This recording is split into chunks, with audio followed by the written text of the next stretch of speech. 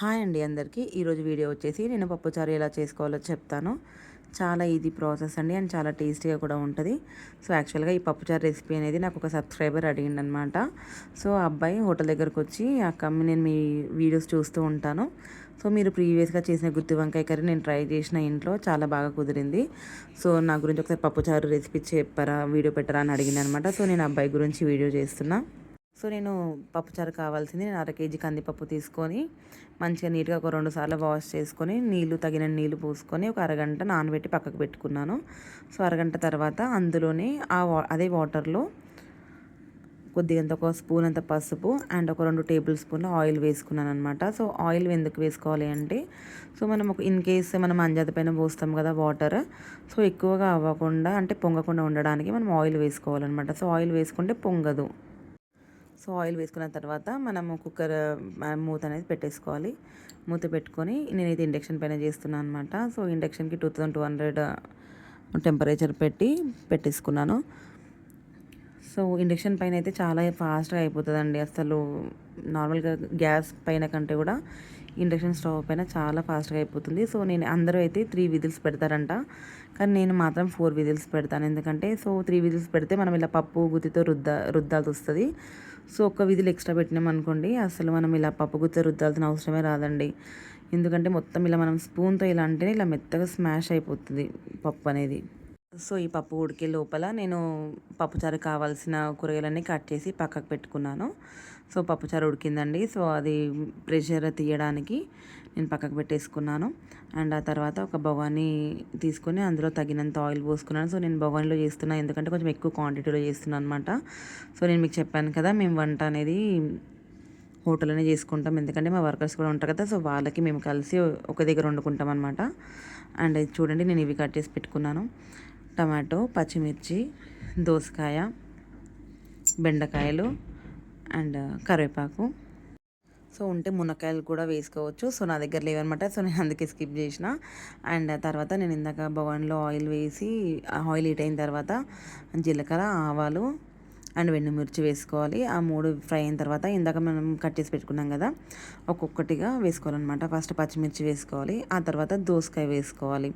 2 minutes గ్యాప్లో వేసుకోవాలన్నమాట. 2 minutes తర్వాత దోసకాయలు అండ్ ఆ 2 మినిట్స్ తర్వాత బెండకాయలు. అది కొద్దిగా ఫ్రై అయిన తర్వాత టమాటో ముక్కలు వేసి బాగా కలపాలన్నమాట. సో ఆయిల్లో ఒక 5 మినిట్స్ అలా ఫ్రై అవ్వాలి. సో చూడండి, సో ఫ్రై అయింది. సో కొద్దిగా ఫ్రై అయిన తర్వాత నేను ఒక స్పూన్ అల్లం వెల్లుల్లి పేస్ట్ వేసుకున్నాను ఫ్రెష్ది. సో అల్లం వెల్లుల్లి పేస్ట్ అనేది అంత మనం వేసుకున్న వెజిటేబుల్స్ అన్నీ పట్టేలాగా బాగా కలుపుకోవాలి ఒక 5 మినిట్స్ అలా. సో అల్లం వెల్లుల్లి పేస్ట్ వేయగానే బాగా ఇట్లా అడుగంటుతుంది అనమాట. సో అలా అంటకుండా మనం కలుపుతూ ఉండాలన్నమాట. సో అది ఫ్రై అయ్యే లోపల మనం ఒక నిమ్మకాయ సైజ్ అంత చింతపండు తీసుకొని గోరువెచ్చటి వాటర్లో నానబెట్టుకోవాలి. సో అక్కడ చింతపండు నానే లోపల ఇది మనకి ఇక్కడ ఫ్రై అయిపోయింది చూడండి. సో ఇలా కూరగాయలన్నీ మరీ ఎక్కువగా మెత్తగా ఇలా ఉడకబెట్టుకోవద్దు అనమాట. సో ఎందుకంటే అంత మెత్తగా ఉంటేంత టేస్ట్ బాగోదన్నమాట. సో ఇలా నేను గరిటెతో ఇలా అన్నాను చూడండి. సో జస్ట్ ఇలా విరిగి ముక్క అనేది ఇట్లా టమాటా ముక్క 2 ఇట్లా పీసెస్ అవ్వాలన్నమాట. సో అప్పటి వరకు ఉడకబెట్టుకోవాలి. అండ్ ఆ తర్వాత మనం ఇందాక నానబెట్టుకున్నాం కదా, సో ఆ చింతపండు వేసి ఇట్లా స్ట్రైనర్లో వేసి ఉడగట్టుకోవాలన్నమాట. అండ్ ఒక 5 మినిట్స్ అలా దీన్ని మరగనించాలన్నమాట. సో ఇలా మరగాలి, ఎందుకంటే మన చింతపండు పులుసులో ఈ ముక్కలన్నీ ఉడికితే మస్తు టేస్ట్ ఉంటుంది అనమాట. అండ్ ఆ తర్వాత తగినంత వాటర్ పోసుకోవాలి. అంటే మనము పప్పు ఉడకబెట్టుకున్నాం కదా, సో దాని కన్సిస్టెన్సీ తగ్గట్టు పోసుకోవాలన్నమాట. సో నేనైతే 1/2 కేజీ పప్పు ఉడకబెట్టుకున్నా. సో దాని తగ్గట్టు కొంచెం ఎక్కువగా పోసుకున్నాను అనమాట వాటర్. సో నేను ఇందాక చెప్పిన కదా, ఒక విధులు ఎక్కువ పెడితే పప్పు చాలా మెత్తగా ఉడుకుతుందని. సో ఇలా అనమాట. ఒకసారి చూడండి, అసలు మనం ఇలా పప్పు గుత్తో రుద్దాల్సిన అవసరం లేదు. అసలు ఎంత మెత్తగా ఉడికిందో చూడండి. సో మీరు ఎవరైనా ఇది ఒక మంచి టిప్ అనమాట. నెక్స్ట్ టైం ఎవరైనా పప్పు ఉడకబెట్టినప్పుడు ఒక విజిల్ కానీ ఒక 2 విజిల్ కానీ ఎక్కువగా పెడితే అసలు చాలా మెత్తగా అవుతుందన్నమాట. సో మనం ఇందాక వాటర్ పోసుకున్నాం కదా చింతపండు పులుసు, సో ఇది మరిగింది. సో మరిగిన తర్వాత సో మనం ఇందాక పప్పు ఉడకబెట్టుకున్నాం కదా, సో ఆ పప్పు అనేది మనం ఇందులో పోసుకోవాలన్నమాట. సో చూడండి, వీడియోలో చూపిస్తున్నా చూడండి. సో అలా ఈ పప్పు మొత్తం అందులో వేసేసుకోవాలి.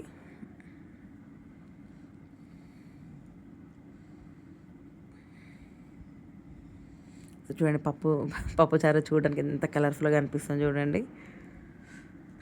సో మనం తింటూ ఉంటాం కదా, ప్రతి ముద్దకి ఒక బెండకాయ కానీ ఇలా ఒక దోసకాయ టమాటో ముక్కలు ఇలా పంటికి తగిలితే సూపర్ టేస్ట్ ఉంటుందండి. ఒకసారి మీరు డిఫరెంట్గా ట్రై చేయండి. ఇందాక మనం చింతపండు పులుసు అన్నం ఉడకబెట్టుకున్నాం కదా, సో మనకి పుల్లగా తగులుతుంటుంది అనమాట ఆ ముక్కలన్నీ.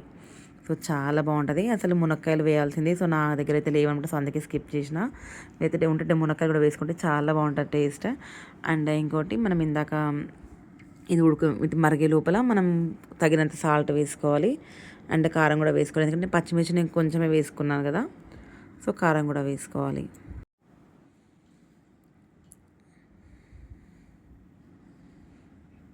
సాల్ట్ వేసుకొని బాగా కలపాలి. సో కలిపిన తర్వాత ఒక 2 to 3 మినిట్స్ తర్వాత మనం కారం పొడి కూడా వేసుకోవాలి. సో పచ్చిమిర్చి ఎక్కువగా వేసుకున్న వాళ్ళు కారం పొడి స్కిప్ చేయొచ్చు. కాకపోతే ఏంటంటే మరీ ఎల్లో కలర్ కాకుండా ఇలాగా నేను కొంచెం ఈ కలర్లో కనిపించడానికి నేను కొద్దిగంత కారం పొడి వేసాను. సో ఎక్కువ వేయలేదండి, కొద్దిగానే వేసాను. సో ఇలా బాగా మరిగించాలి. సో చూడండి ఆల్మోస్ట్ అయితే మరిగిపోయింది పప్పు. సో చాలా టేస్టీగా ఉంటుందండి, ఒక్కసారి మీరు ట్రై చేయండి.